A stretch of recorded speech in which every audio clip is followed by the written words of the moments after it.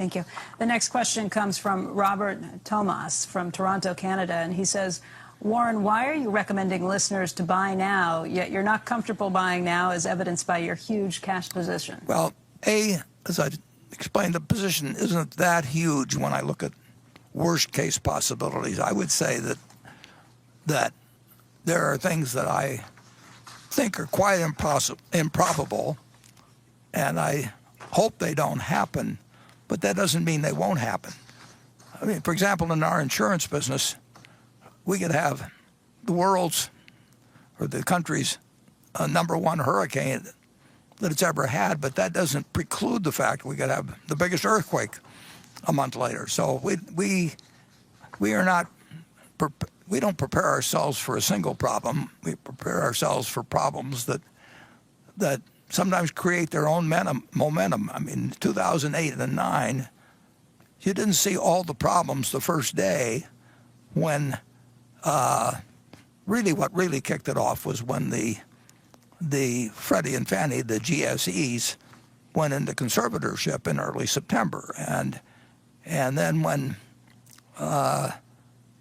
money market funds broke the buck, I mean, there are things that trip other things, and we take a very much a worst case scenario into mind that probably is a considerably worse case than most people do. So I don't look at it as huge, and I'm not recommending that people buy stocks today or tomorrow or next week or next month. I think it all depends on your circumstances, but you shouldn't buy stocks unless you expect, in my view, you expect to hold them for a very extended period, and you are prepared financially and psychologically to hold them the same way you would hold a farm and never look at a quote and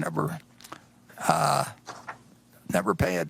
You don't need to pay attention to them. I mean, the main thing to do, and you're not going to pick the bottom, and nobody else can pick it for you or anything of the sort.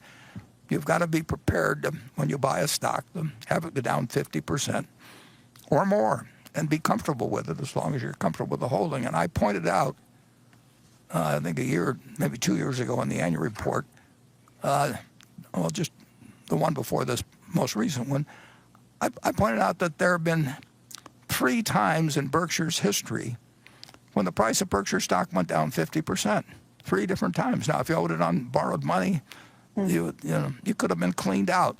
There wasn't anything wrong with Berkshire when those 3 times occurred. But if you're going to look at the price of the stock and think that you have to act because it's doing this or that, or somebody else tells you, well, I mean, how can you stay with that when something else is going up or anything?